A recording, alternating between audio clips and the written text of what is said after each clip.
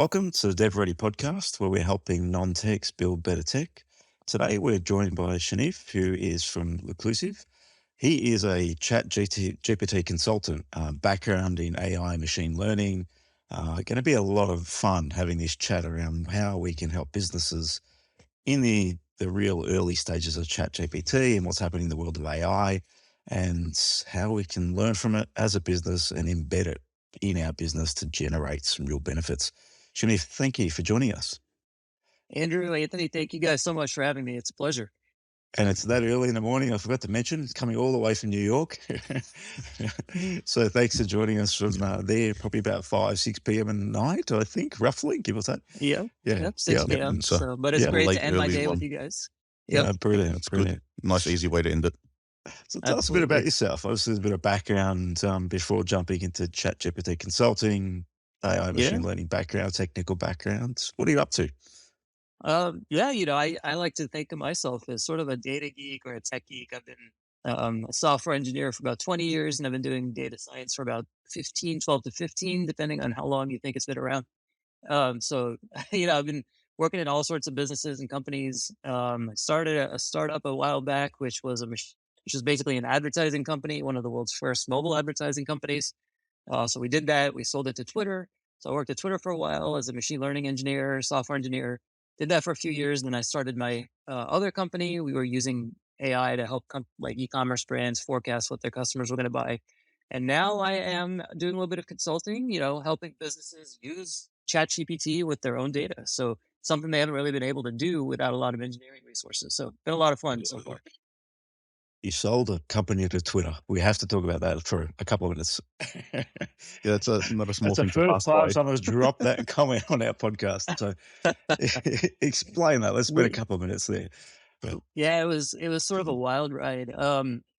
We had started this company back in 2012, and eventually what it turned into was this advertising platform where large companies, large e-commerce companies were using us to show ads on mobile devices and mobile phones. And, it was one of the first companies to do that. I was basically the lead engineer for a while and then the head of analytics. We built up this system that was handling about 1 million ad requests every second. So, Wow. you got all these people around the world using their phones, and a lot of times those phones are going to show ads.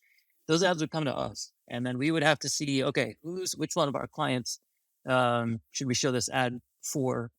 Is it worth it for us to show this ad because we have to buy that slot every time? And we just built a system that was handling all this information, in real time. And we just ended up growing really quickly. We had a great founding team, really, really smart guys. I was very fortunate to be along the ride. And we eventually started talking to Twitter to advertise for them or on their platform. And I think, eventually it was like, hey, why don't we just buy you guys and you can build this for us, internally. And so eventually the deal went through, and we joined their ads team, and we started building on top of their ads platform. It's a great story. A brilliant story, good story, plenty of learning there.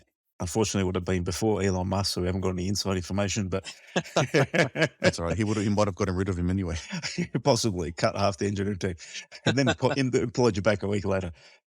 Classic. But fascinating story. What did you learn from that experience? What was it like going through that? It's funny, that was maybe a 3 to 5 year experience. We started building about 3 years, and then we sold Twitter. I was there for another 3 years. I learned more in that 6-year period than I think most people do in their whole careers. There's so many learnings there. You guys focus on startups, small businesses. I think one of the main things I learned was if you're starting a company, it's really important to have a founding team that has complementary skill sets. I'm a techie by heart, but we had fantastic sales guys, a great marketer. So that's really, really important. Finding people who you're willing to sort of work with for 15 hours a day, really important. Finding a market, I think, that is willing to move quickly and purchase your services is probably the most important thing you could do. Maybe even more important than your founding team. We were lucky in that we jumped into the mobile advertising space right when mobile phones were becoming big. And so getting into the right market at the right time is huge, but we didn't start in that market. So pivoting quickly is huge. I could probably talk your ear off about learnings, but those are some of the things that Yes. come to mind right off the bat. Yeah, bang, bang, bang, man. Maybe due for another episode. Then Yeah, definitely. I think we'll come back and explore that at another point because I think it's quite fascinating. The people that go through those journeys, they're few and far between. There's not many out there, and you can learn a lot from them. I think you just mentioned something that's quite interesting. A market that's willing to buy and move quickly, and timing is important too. Is one of the big things in the world of startups. So hitting the mobile market at the time, I think I'm looking at 2014 started. So there's a good timing there at that market. Then yeah, it makes a lot of sense. But I think we'll get you on a podcast just to talk about experience because it'll be a lot of fun. Love it. Now we'll pivot back to where we're actually going to talk about today. So consulting in ChatGPT. So you're sitting in the world of consulting these days, helping businesses on this bit of a wild ride that's going on around us. What's happening for you in that place? What was happening in November, and then what changed in December for you? Yeah, that's a good question. It's funny. I like to tell people right now reminds me of when the iPhone first came out. We've got this sort of transformative new technology which nobody really knows what to do with, but that something big is going to happen. And so, I'd like to also joke 6 months ago, this industry I'm in didn't exist. There were no such things as, ChatGPT consultants. Maybe not even now there are. But, what's funny is a lot of people are starting to become interested. A lot of business owners are starting to become interested in what this can do for them. And they're also starting to worry a little bit about, hey, look, if my competitors are using this, what does that mean for me? Do I get left behind? So, November, it was sort of interesting. You started to hear some hype. December, you started to hear more and more. And then I feel like it exploded in January or February of this year. Things just started coming out of the gate, and they started coming out of the gate really, really quickly. And all of this hype was built. And now you've got this system where everybody's using it. I think it was one of the software tools, maybe the fastest software tool to reach 100 million users, 5 days, I think. And I think it was 5 days. Yeah, 5 ridiculous days. number. Yeah. Unbelievable. But I feel like despite all the hype, I feel like it's not overhyped. I think that there's a lot of things you're going to be able to do. I've already started building a lot of tools on top of it, which are helping businesses. So I think things are moving fast, and it's just one of those times where it's really exciting and you can start to really make new technology and new software that you couldn't do 6 months ago. Yep. We had signed up, I think, to OpenAI. I've had my account. I know it was early last year at some point. And I remember playing with the playground, but I was like, okay, it looks pretty cool. But that was GPT-2, so it wasn't that great. And then I just forgot about it. And then it's like, all right, the new model's out. And then it's like, oh, shit, this is unreal all of a sudden. All of a sudden. That quickly, I know. Well, that's what happens. The model came out. The new model changed everything. And then GPT-4 is, again, another leap above with how well it can, how much context it can understand and present a usable response. It's so true how quickly these guys are moving. I was the same. I saw this, the early days, it wasn't even ChatGPT at the time. It was just GPT. And, you're like, all right, this is kind of interesting. Okay, some people are starting to write blogs with it. Great. But then you see what happened in March, this year, April of this year, everything is moving so quickly. The models have advanced so much. You see this machine starting to act rationally and reasonably and come up with very intelligent outputs, and that sort of changes the game. And this is, it's only been 6 months, right? 6, 7 months. So we'll see what happens the rest of this year. Yeah. The craziest thing I've read about the GPT-4 was there was a Microsoft research study comparing GPT-3 to 4, and they're asking it a riddle question saying you've got a laptop, 9 eggs, a book, a pencil, and a nail. And what's the best way to balance them all? GPT-3 is like, all right, put the egg on top of the nail and you might be able to balance the laptop on top of the nail, but be careful. And then GPT-4, with how much you can understand, it's like, get the book flat, put the eggs in a 3x3 grid, and then put the laptop on top of the eggs, and then put the other things on top of that. So it's able to get that level of reasoning out of whatever it's inferring to make. That's why I think that explosions happen, is how well it can put that information together. Yeah, it's got this ability to, I hate to use this word, but quote unquote reason in a way that no machine has been able to do before. And we know it's not really reasoning. It's the way it works is just predicting the best set of words to come next, right? But the way it does that is so it's just so optimized that they've done a really good job. It opens up a brand new world of possibilities. Yeah, like technically, it's not even like real artificial intelligence the way people would think of it, but that's how they're treating it. So we're not even at that point yet where it can think for itself. Yeah, I hate, it's funny. People, the media is so bad about this. They talk about AGI, like artificial general intelligence. They talk about machines taking over. They talk about all of these things, but in reality, it's math. It's just a bunch of statistics, basically, that figure out what's happened in the past. In this case, what do people tend to write, and then what are they most likely to write next? So it's not thinking, it's not doing anything. I mean, it's really sophisticated technology, but in the end, there's no thinking involved. It's just math to predict the words that come next, and that's one of the things that people who don't work in AI and machine learning do worry about. They're like, oh my gosh, are these machines going to take over? In reality, we're so far away from that. I don't even know if it'll ever happen. Um, but Yeah. it makes for a good headline if you're a media The company. Matrix and Terminator, I think, scare everyone. Yes, Too many exactly. movies people watch. Classic. You mentioned quite a bit around business owners and businesses that are either one concerned about not using it or getting on the bandwagon, as we would call it in Oz. I'm not sure if you know that term or that's similar in the US. Yep. But what's some of the things that you're seeing within the world of business and the consulting businesses? Is it concern or is it optimistic in terms of what this can do for us? What's the feeling out there? I would say most of it is optimism and excitement, especially in the world of SaaS, which is where I tend to focus a lot. SaaS founders, startup founders, people who work in the world of software are very excited about how can we use ChatGPT to extend the offerings that we're already providing, open up a new world of offerings that we might be able to do very quickly, or just make what we're doing more chat enabled. So people are excited because this opens up a new world for them to offer new products and services that should hopefully grow their sales.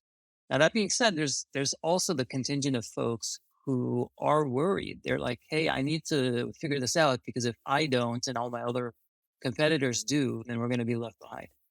I tend to find that that is something that happens maybe with larger companies who don't want to be left behind. They know that they have to start using this, but for them, the risk is something, they don't want to jump in right away because maybe there's data risks and things. So for larger companies, there is a little bit of that. Smaller and mid-sized companies are seeing a lot of the benefits and are excited. And I think that that's sort of reflective of I think that that's how people are thinking about this right now. Mostly optimistic, but a sense of, hey, I need to figure this out now because everyone else is looking at it. I don't want to be left behind. Yeah, I think I did a poll on LinkedIn, and it's a similar response people have been giving. It's highly optimistic, but then, all right, how do I use it, or what do I do with it so I can be optimistic about it? It's not, I'm not the one using it, someone else will use it, and then I'll be left behind. So it's how do we keep up with it? That's a big concern. People don't know what to do with it. They know they want to use it, but they don't know how. And so that's something that I work on educating folks about how to use it and what it could do. What are the use cases? Absolutely. And I think the education piece is important, right? If we don't know something, we don't know what we don't know, it becomes a fear. Or what do I do if this is too overwhelming? For me, I think I signed up early Feb, started playing just with ChatGPT. I think I was the earliest one in our business, but I found it quite fascinating as to how it helped me in the day-to-day work that I'm doing. I'm using it for proposals. I'm using it for all the bits and pieces. The private chat's been great because I'm using it for that now, so I can lock down and maybe ask it some more poignant things around the specifics on projects and bits and pieces. So I found it quite fascinating and the value that you can get from it. And the amount of time saving, it helps with that sort of, for me, it's that creative block. So I sit in the world of, all right, early stage thinking, product ideation. How do we help a client? Let's propose something or put a bit of a direction together. Writing that is not fun. I've actually recently started just talking to it. So I use my voice, chat to it on my mic, hit play, and it just makes it easy for me. And I find it quite fascinating. We just have a conversation with a computer and it spits back something that's probably better than I can do in an hour or so. And it does it in a minute. So and you just have to talk to it. So that's the exciting part, but that's only the tip of the iceberg. Embedding into technology and having really, I see the fascinating part around businesses. Yes, the SaaS businesses, the Canvas of the world, the big players are coming out with these ideas and how they're using it. That's where it gets quite exciting from a standpoint of I'm a business using a piece of technology and all of a sudden my efficiency has gone through the roof, that's when it opens up the gates to a lot more opportunity for people, and a lot more opportunity for businesses, predominantly at that smaller end, to really leapfrog and take more advantage of the technology. I 100% agree. I think business productivity is going to go really through the roof over the next 12 to 24 months as people start to figure out what this can do for them. One of the things I've said in the past, or what actually, sorry, not me, but the chief data scientist at Google said that ChatGPT is really good at tasks and it sucks at jobs. I think right now, what people are starting to understand is you can't just say, hey, I'm an accountant, go do my work for me, right? It's not going to know what to do. But Correct. if you Yeah. say, take this data and figure out this particular thing I need figured out, it's very good at that. And I think businesses are going to find the sweet spot for their own business about where ChatGPT can be used and how to leverage it. And everyone's jobs now are going to become a lot more efficient. So, Andrew, like I write a lot of code these days, and coding can be very tedious. It takes a lot of time sometimes, as Anthony probably knows, to Yep. go through and find something on Google or figure out why is something just not working when it should be. And I've found myself just asking ChatGPT to handle a lot of the nuances that would normally take me hours and hours to figure out. And it hands me a response within a couple of seconds. And I found myself being much more productive. Now, you know, people are worried. Does this mean that software engineers are going to get replaced? Well, no, I don't think so. I think it's just another tool. You have to figure out how to use that tool properly. If you don't figure it out, maybe your job will be replaced down the line. But if you do figure it out, that just means you're going to be more effective at what it is you're doing. And I think that's something that ChatGPT is really going to make a big impact in, and Yeah. not just software, but I accounting, think law, everything. specifically with the software piece, though, I think there will be some jobs that are going to get lost because if you're getting more efficient, you don't need as many seats. So if you Yeah. think about all the Yeah. outsourcing that Yep. happens in India, Eastern Europe, Philippines, like they're going to get really affected, I think, because the few people that are there will be able to do the work of 4 or 5 of them, and then they will be the cheapest in the world because you only need 1, not 5. But I've got a slightly different take on this. I feel like small, medium businesses are able to go and build a piece of technology, and it costs them a bucket of money these days to build a piece of technology for their business that's unique, that's different. Maybe it's a different process flow, it's an app or whatever it might be. Now they can potentially, over the next 2, 3, 5 years, they could have enterprise grade software for the price of what it was to build an app in 2022. Yep. And I feel like as businesses and as the opportunity lies, you're going to be investing still into solutions. It's going to become more cost effective, more efficient, and you're going to get more value and deliver more value to your customers. That's my current take. It will probably change, but that's my current thinking, because as a business, if I can go and build a Salesforce-like solution that's made for me, and I don't have to muck around with configuration, it's going to cost me a tenth of what it did last year, I would consider that as a business because it's made for us, and if we're big enough to handle that expenditure. So that's the thinking of how I see the value of what's going on, and how we can leverage the technology and get more value for each business, each operation, each industry, and grow as how we service our customers, etc. I might venture to say both perspectives are accurate. I think you're definitely going to find businesses start to use this and start to find ways to deliver solutions for cheap. And I'm also starting to see, scenarios where, Anthony, to your point, I imagine a world where maybe you've got senior engineers now that are managing 200 projects. Maybe 10 engineers are managing 200 projects, and you don't have the junior level engineers that you used to. And so, from a jobs perspective, I don't know if, right now we are starting to see a little bit of layoffs. I don't know if there's going to be a massive amount of layoffs. I think what's going to happen is companies, like you said, Andrew, are going to be able to deliver products more effectively and cheaper using their existing teams. People are going to grow into senior positions, and those senior people are going to have more and more responsibilities. And perhaps they'll just hire fewer and fewer junior people as time goes on. And so I don't know if the jobs are going to be lost or if they're just not going to be there anymore. But, maybe it's a nuance that doesn't matter. But I think the point is that I guess ultimately this is going to really make businesses more productive. And if you're somebody who's using ChatGPT, and you are employed, you're going to be a lot more productive as an individual as well. and probably be able to handle a lot more projects at once. Yeah, definitely. The scale it can provide, even just in these early stages now, is amazing. I can write Yeah. a 3-hour article in an hour now with editing, so it sounds like me when it's written, the base of it. The message I connected to you with, Shanif, was the ChatGPT written. Love it. I love it. And Write me an that's outreach awesome. message. Okay. And then, okay, make it sound friendlier. Change this part, do that part. Bang. Now just send that out. Well, I'm here now, so it worked, right? Yeah, it worked. And then once that, then you're interacting with me. But the initial one is, it just saves me an hour of thinking, how do I write the right message? Big. So true. Easy to change. But on the coding front, I don't code anymore. I used to 10 years ago, but I'm writing macros for Excel because I haven't done that forever and a day, but I'm not writing them anymore. ChatGPT, can you do this for me? And you stick it in, paste it in, and it works. It's like, what the hell? So that front, it's, bit mind-boggling. Yeah, as a developer, like converting data into JSON, that I saved myself 3-4 hours last week in one task just by doing that. And then I got it to write the code to use the JSON that it gave me to output stuff on the website. So then save more time. And that's very basic things that were not a problem. As soon as I go into a little bit more complex thing, it had no idea. But that's just because that's what it's been trained on and what's on the internet. If it's something very new, you're not going to get the information out of it. That's true. I've run into a couple of situations where, because it was only trained up until 2021, it was not able to help. It doesn't happen a lot, but when it does happen, you can certainly see the limitations. But I use it the same way, Anthony, and it saves me a ton of time. Now that I'm still writing a lot of code, it just means I'm writing more stuff more quickly and rolling things out the door much more quickly. Yep. Yeah, it's the scaling, the enabler. That's what it is. It's just another tool. The way I'd like to say it's, you're herding the sheepdog and the work is your dog, the sheep.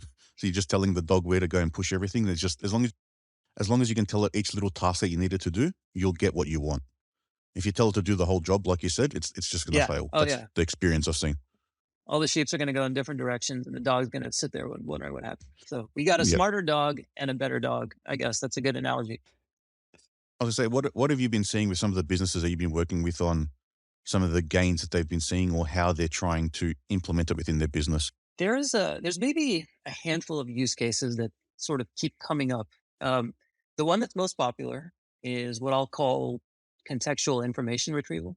The idea is maybe you as a business have a bunch of internal documentation or some sort of knowledge base, and you want to be able to ask questions of that knowledge base the same way you talk to ChatGPT on its website.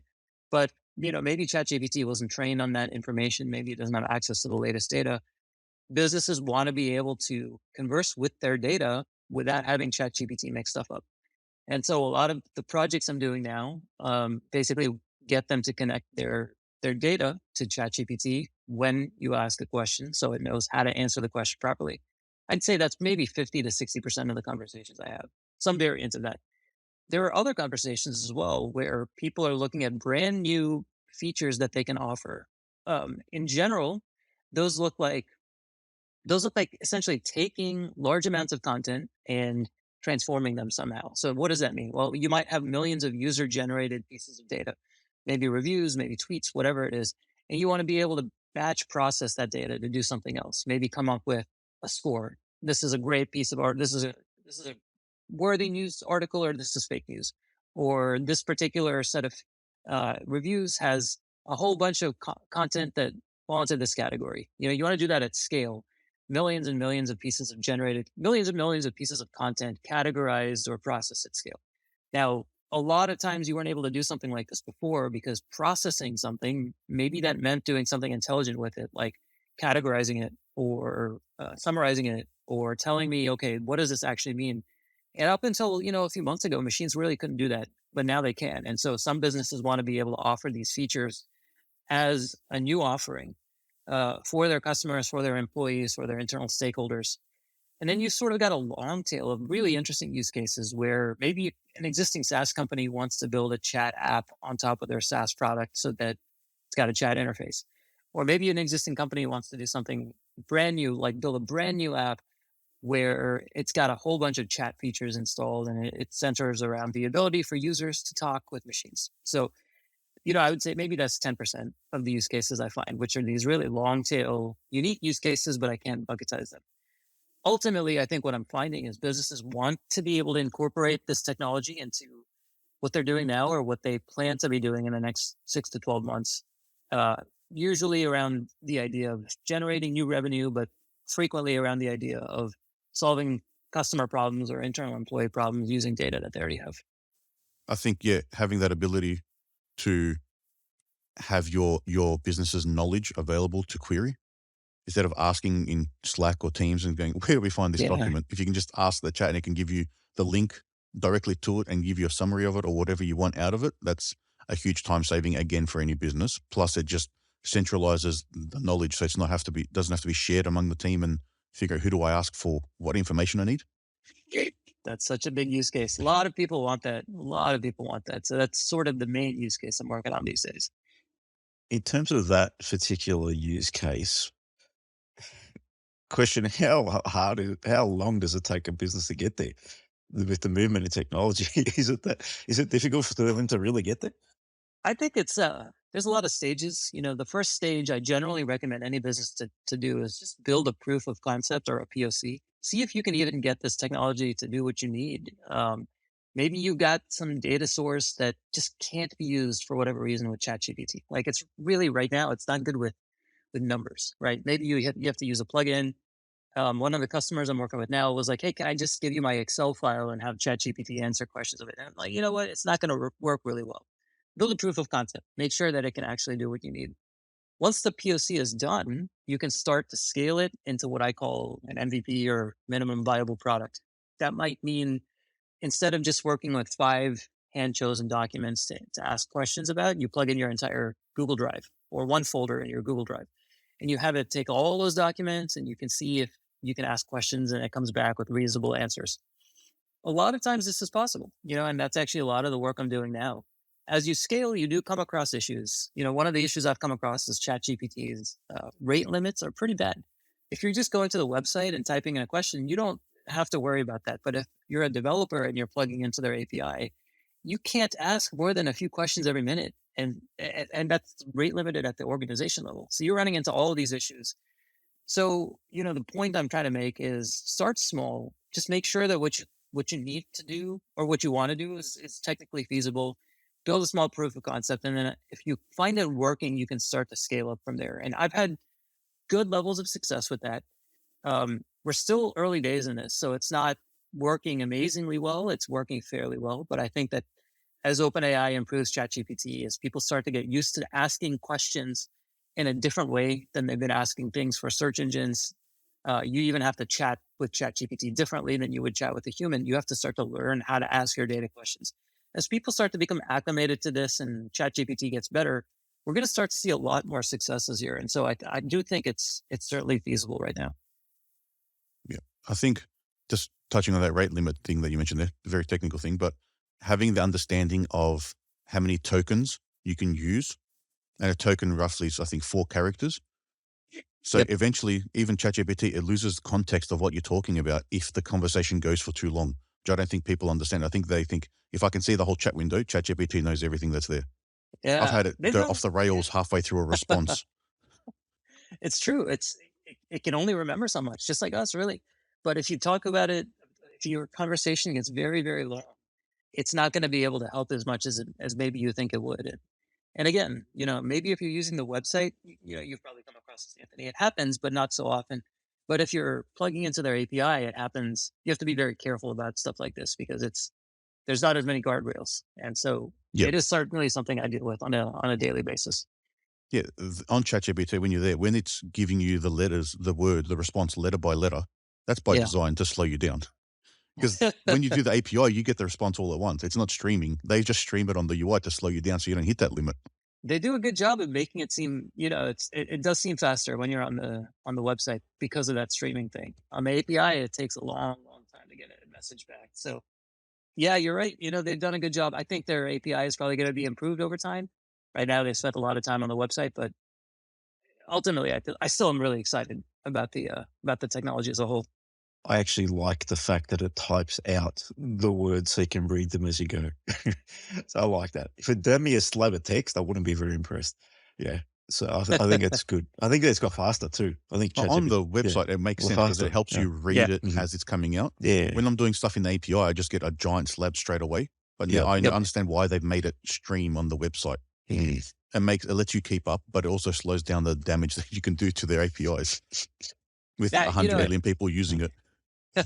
Anthony, they do have a streaming API. I have not used that yet because you have to support, streaming capabilities, which is kind of a pain.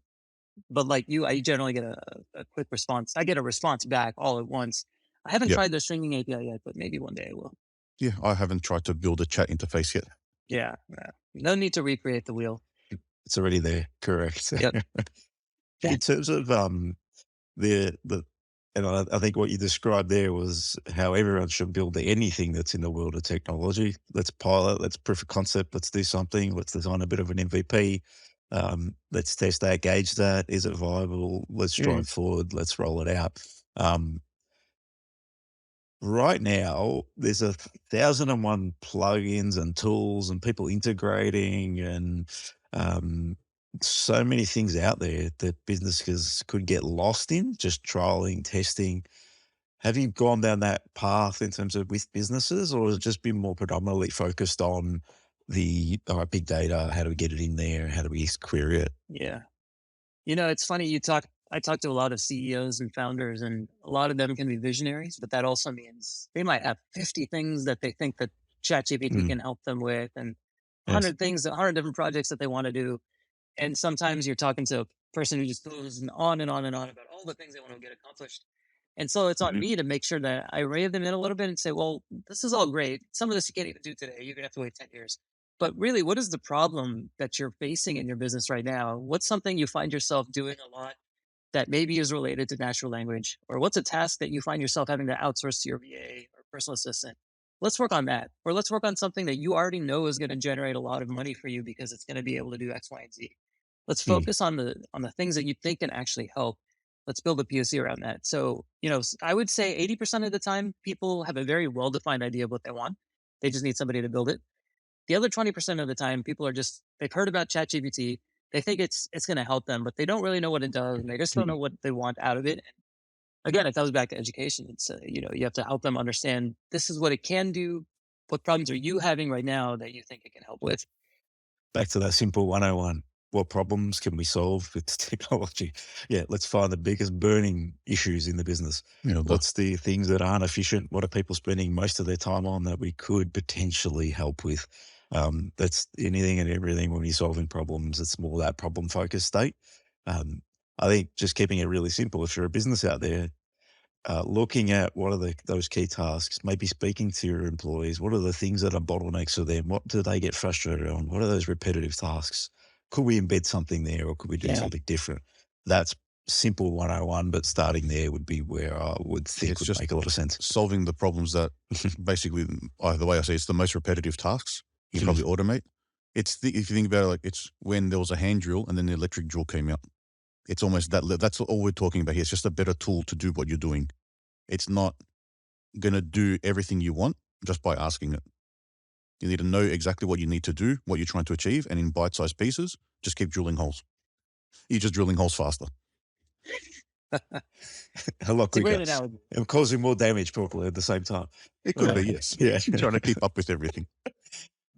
In terms of some of the successes you've seen in the past, it's not many months, but just say 4 months. 4 months.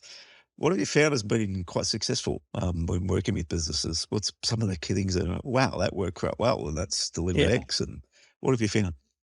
You're right. There's like I said, this industry is so new. I have a sort of a handful of things. Most people are building POCs and they're doing hackathons, they're doing small projects. I think a lot of people are finding success in that information retrieval use case. Like I mentioned, they're connecting their documents, they're hooking up maybe their existing Slack channels and asking questions about stuff that already exists.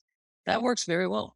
I'm also seeing successes with people, Anthony, you did this, generating content or generating sales materials. And that could look anything like generating a deck to just a quick email to a LinkedIn message. That is something that works very well with chat. Day-to-day usage, people are having a lot of success asking questions of it and having it solve problems, coming up with code that it should write. bigger projects, businesses are working on bigger projects, and it's sort of early days right now. But I think that from what I'm seeing, a lot of people are starting to build chat-enabled apps that can do a few different things. These apps can follow instructions.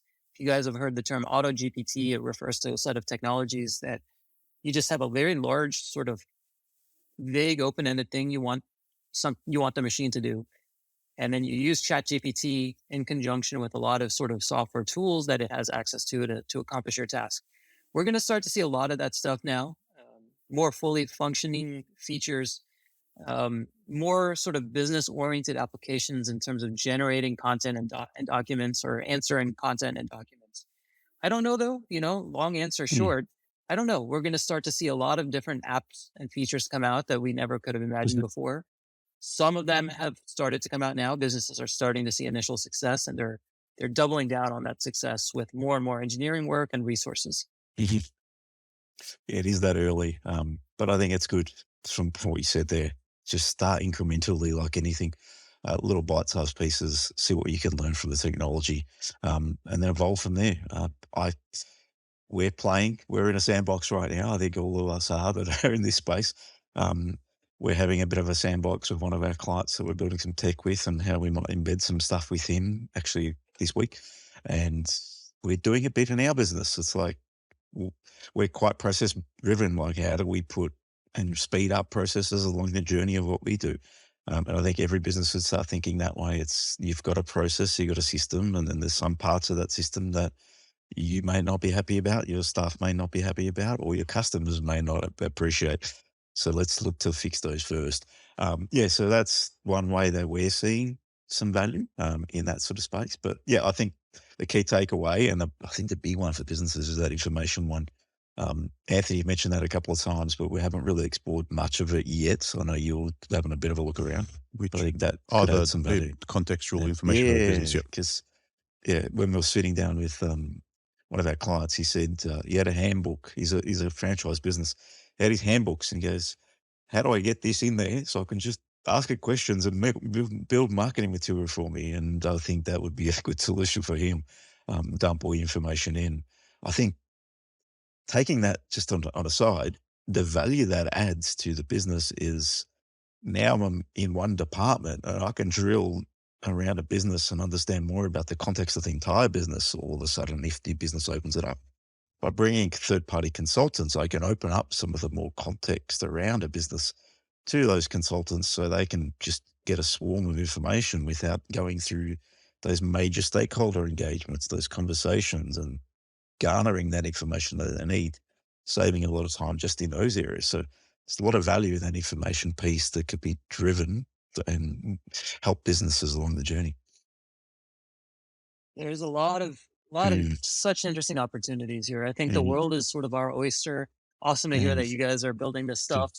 I think the main takeaway is start small, focus on the problems that you have, don't go too crazy, and build something that's really meaningful for you, and build on top of that. That's something I've always learned in my career, and I think you guys are doing it the right way with your clients as well.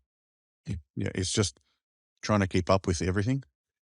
So as a technical one, I need to understand what it's capable of, so we can then formulate how we can use it in someone else's business. So when you mentioned Auto GPT, seeing what that thing can do the first time. Yep. When you say, so just everyone knows, so Auto GPT is like you're talking to ChatGPT to create tasks for another instance of ChatGPT effectively. So you say, I did an experiment. I'm like, all right, go to our website, and I want you to find competitors of who we are. Find out who we are, find 5 competitors, find the clients of those competitors, and then find me contact information. It got to the point where it was, these are the email templates to send to these people. Yeah. And I was like, shit, I started freaking out. I'm like, okay, is it sending emails or on its own without my permission? Me, guys, I think it's just sending emails. It's like, hi, I'm OpenAI's chatbot. I'm sending emails on behalf of Anthony. Would you like a chat? I'm like, what the hell's going on here? But it's really like, it's almost scary at the point of what it can do if you let it have free reign. So I made the mistake of saying, yep, don't prompt me for the next 200 prompts and just do whatever you want on your own. When you don't have the control, it can go off the rails or do things that you don't expect. So doing those small bite-sized things makes a big difference. Yeah. And it's funny.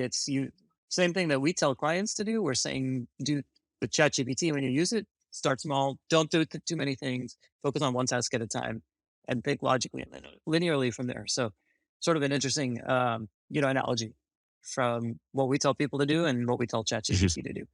Yeah, it has to be the same thing. Yeah, brilliant. It's true.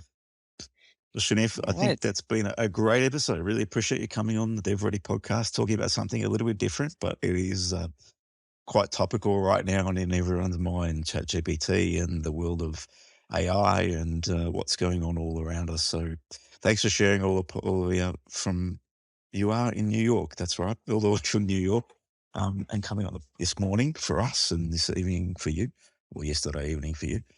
I'd love to get you back on, talk about that Twitter experience with Tap Commerce and go deeper into that, because there's definitely some insights you could deliver for our listeners. To give a bit of context, we help non-tech build better tech. So it's about founders, businesses, owners that are predominantly non-tech founders is who we target, helping them on the journey of delivering technology and how they think about it.